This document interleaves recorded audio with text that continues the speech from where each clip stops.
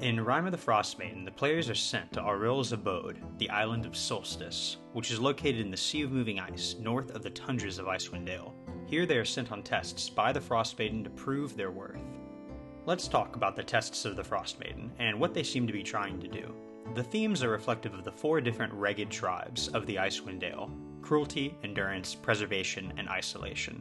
These symbolize the 4 tribes, but also the 4 themes of the adventure as a whole, and the domains of Auril's godhood. I wish to preserve this theme, and contribute to it with these additions, all while maintaining the narrative. It is clear to me that the authors wanted to include the ragged tribes, and for the characters to meet them during the course of the adventure. And I always liked the idea of tribals taking an active role in the shaping of a quest. The first major thing I would change about the tests is that they would have to be done before the party travels to Solstice. Something about being teleported to each test was off-putting to me. Feel free to do it how the book suggests, but I enjoyed doing it this way. For this to be done, the characters can be given a quest late in Chapter 2, post-Sunblight. This quest can be from Valin Harpel, Oyi Minartok, Duvessa Shane, Danica Greysteel, Oglai Thunalakalaga, or anyone who is invested in the players ending the Everlasting Rime. The quest giver has been researching the practices of Auril for clues to help end the Everlasting Rime, and discovered records of the test of the Frostmaiden. If Oyi Minartok is given the quest, she could have learned of the tests from the ragged tribes themselves in her travels. Valin is researching all she can to prepare for the expedition to Solstice, and stumbled upon them in her notes. Oglai Thunalakalaga would have already known about the tests of the Frostmaiden, being a local attuned with the ritualistic nature of the Dale. Regardless of who gives the quest, the players learn of the 4 tests, and that they should seek out the 4 ragged tribes to attempt them. If they do so, they could learn valuable information about Auril and her followers, and gain access to Auril's inner sanctums on Solstice. If one of the players has the Ragged Heir's secret, especially if you added some of the additions to that secret I suggested in my other Rime video, then they should know Oyi Minartok, and she can assist them with finding each tribe.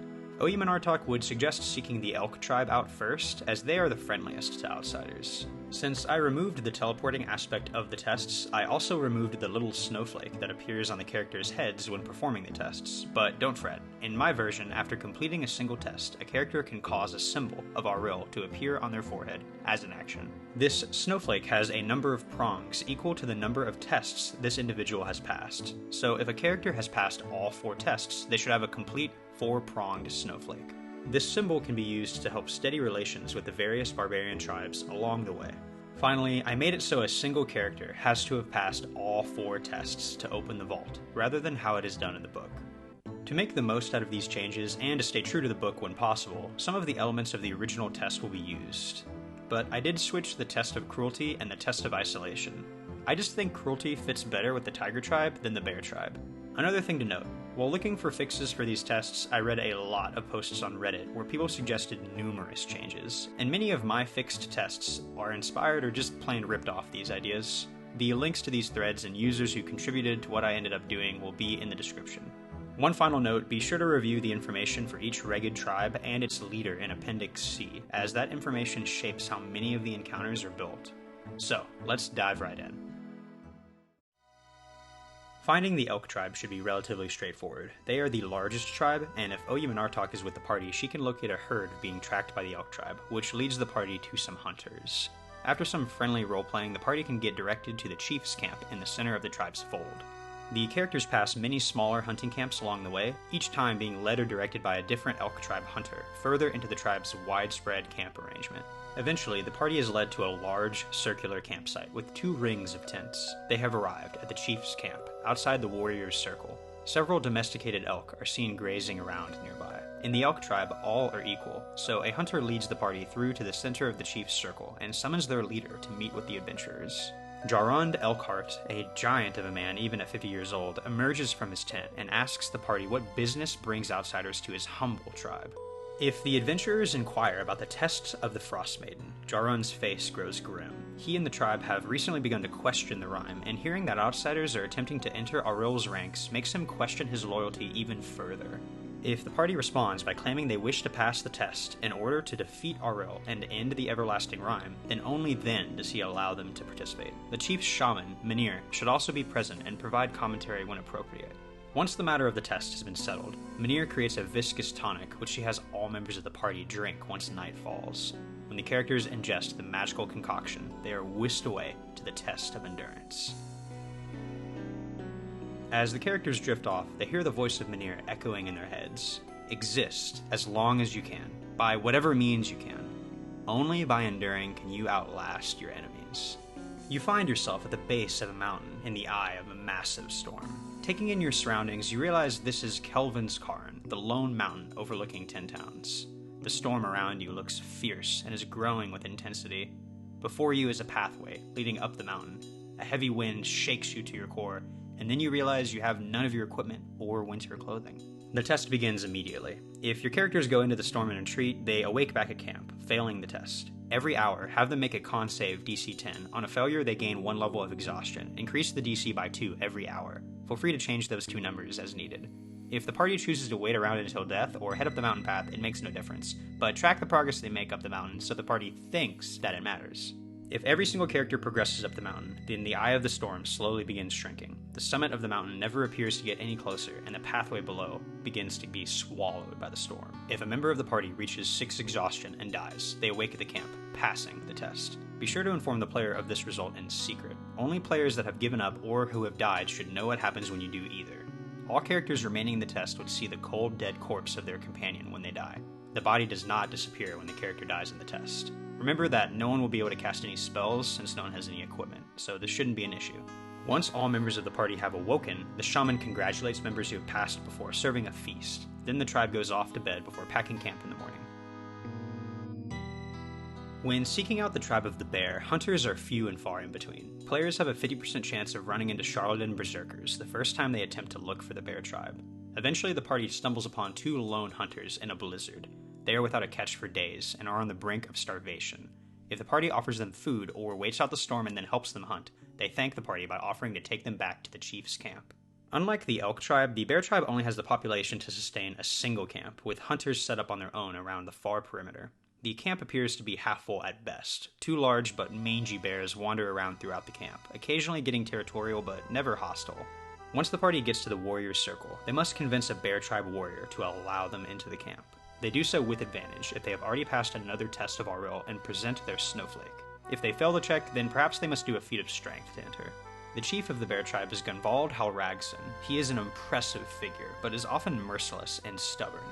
When meeting the party, he is immediately apprehensive, as his tribe has been attacked many times in recent weeks by the charlatan berserkers.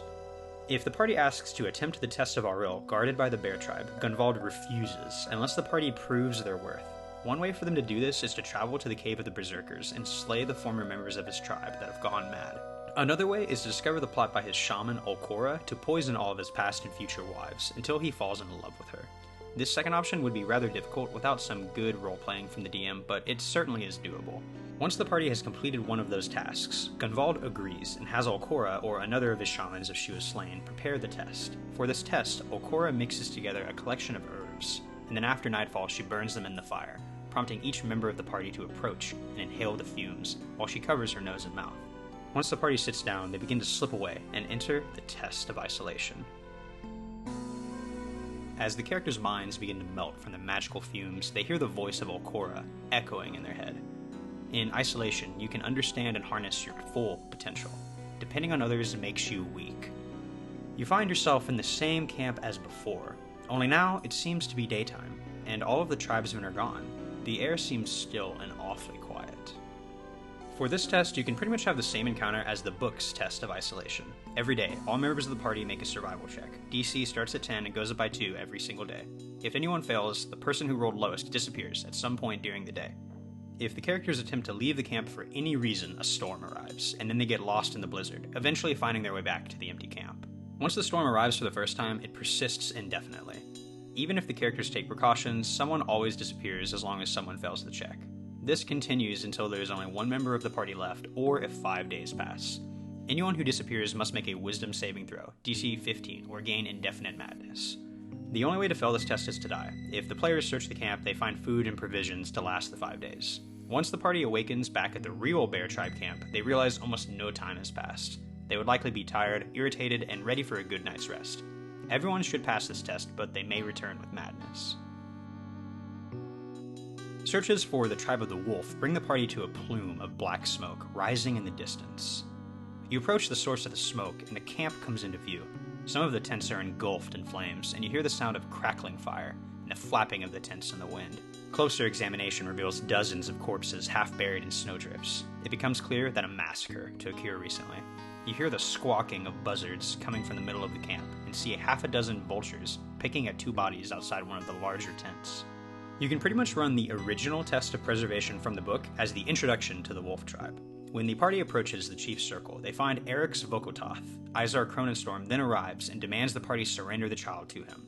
If the party agrees, he kills Eric's in cold blood, then invites the party back to his camp to take the test of preservation. However, it is likely that the party will refuse his original request, which begins combat. The book says the vultures help Izar in combat, but I think you should add wolves or some dire wolves to his entourage for a better fight and more flavor. He has a nasty stat block where he deals absurd damage to a foe that is alone, so having some easy fodder for him to weave between is ideal. Once the dust settles, Eric's calms down and can explain the situation and what has occurred to his tribe. Eric's is now in line to become the new king of the wolf tribe, and an awakened wolf arrives to take him to his new throne. But before the wolf leaves, he has each member of the party sit down around the fire pit and presses his snout against their nose. As the wolf does so, each member of the party slumps over as they fade into the test of preservation. As the characters slip away, they hear a howl, and then the awoken wolf speaks in their minds. Every flake of snow is unique, and that which is unique must be preserved. You find yourself at the entrance to a cold, damp cave with a small fire. A blizzard rages outside behind you. Huddled around the fire is a child with a blanket. As the characters approach the child, say, "You must have been mistaken. This is no child, but a young man." He shivers before glancing over at you. "Please, do you have more fuel for the fire?" The characters may attempt to fuel the fire however they are able. Once some time passes, they glance back over at the young man. "Do your eyes deceive you?" Perhaps his face was shrouded in darkness, but it appears this man has stubble growing on his face and hair on his chest. The man is aging rapidly, and will continue to do so until he is brought out of the cave and into the blizzard. If the party attempts to clothe the man, build a larger fire, and do everything in their power to ensure he is warm, he begins to age even more rapidly, to the point of becoming ancient. He eventually dies, becoming a hollow husk. Once this happens, the party awakens, failing the test. If the party attempts to drag the man outside, he begs and pleads to be left inside, but has no energy to put up a fight. If he is brought outside, he slowly begins to turn into solid ice from the bottom up. Once he is frozen solid, the party awakens back at the camp, having passed the test. The wolf and Eric's are already gone in both situations. Bonus: if the party ever goes to the Garden of Frozen Statues on Solstice, the frozen statue of this man is among them.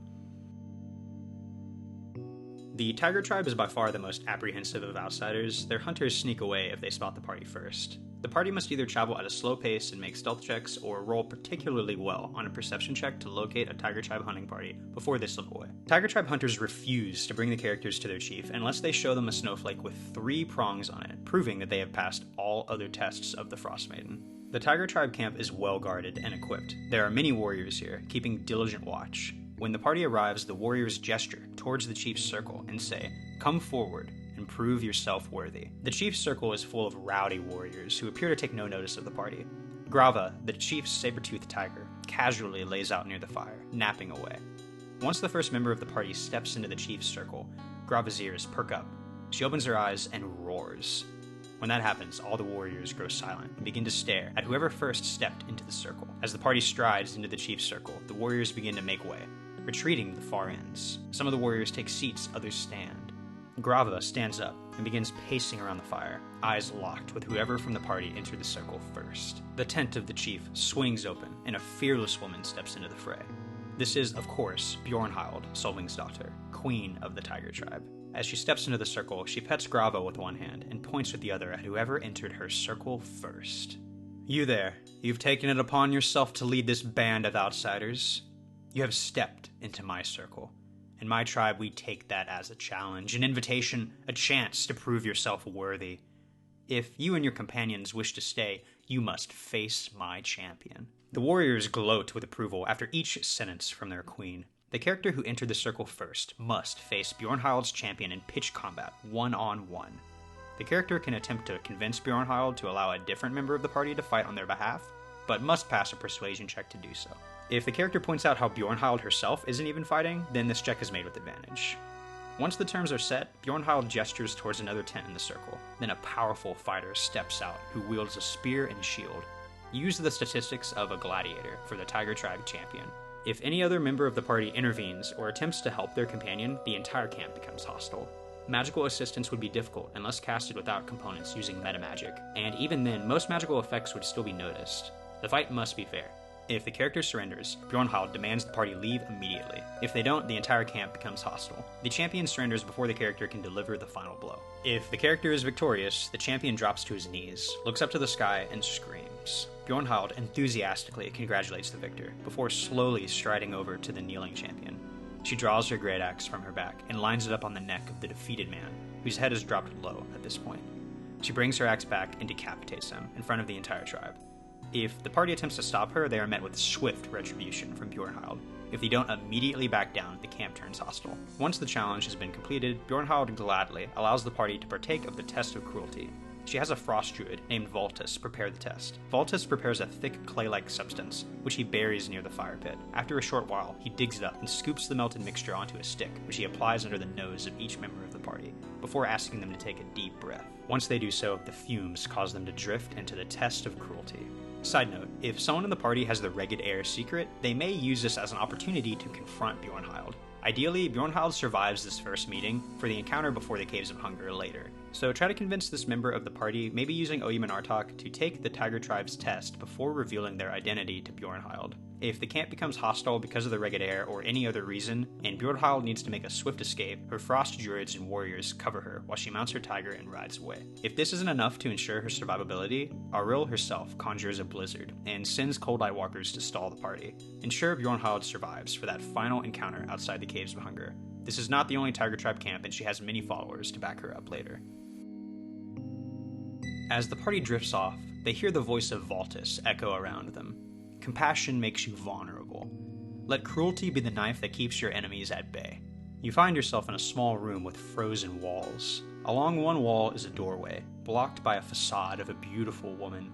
However, the woman is missing one of her eyes. On the opposite wall is a vast array of bladed weaponry, daggers, swords, axes, and more, all made out of pure ice. You have none of your equipment besides your clothes. The facade is of course Auril. The players are unarmed, and that includes armor. No one can cast any spells without magical focuses, and smart players will arm themselves with a frozen weapon quickly. The goal of this test is simply the survival of the fittest. However, I assume your party will be more tame than previous participants. That being said, if any character is slain, their eyes pop out of their head and freeze solid. Once one of the eyes is placed into the statue, the facade disappears, and the exit appears as a black portal behind it. Anyone who steps through the portal awakens at the camp, passing the test. Anyone who is slain in this test never wakes up and turns frozen solid. If you die in this test, you die for real. Alternatively, a member of the party can simply remove one of their own eyes, which becomes frozen solid in their hand. But if a member of the party does gouge their own eye out and then leave, they awake with their eye still missing, bleeding and in immense pain. Voltus quickly attempts to provide any aid he can. While doing so, he remarks that this has never happened before, and some or all but one are always slain. When the characters awake from the test, Bjornhild is gone, having left with a group of frost druids while the characters were participating in the test. If the characters attempt to track her movements, a blizzard shows up and they are attacked by cold light walkers, throwing them off her trail and covering her tracks. Side note, if you take a look at the Dungeon Master's Guide, it says losing one eye causes the character to have disadvantage on perception checks that rely on sight, and disadvantage on all ranged attacks. This seems pretty steep. You can allow these debuffs to temporarily affect the character as they learn to live with their new disability, or maybe just keep the perception one. Also, you can simply choose for this to be entirely cosmetic and roleplay driven. I mean, it's not like there's a character in the campaign who has an eye patch or anything, with absolutely no downsides. Once at least one of the characters has passed all 4 tests, they are ready to travel to Solstice and steal the Condestil of White from Auril. Well, that is the video. I really wanted these tests to showcase the barbarians in a better way and be more integrated into the story. It makes the lead up to Solstice more interesting, and I like the idea of the party learning about all of Auril's domains in a more narratively driven way. I may dive into more Rime of the Frostmaiden topics on the channel, or maybe one day do a deep dive chapter by chapter, just like I've done for Storm King's Thunder. Let me know what you think about that in the comments. Thanks for watching, and be sure to check back for more 5th edition content.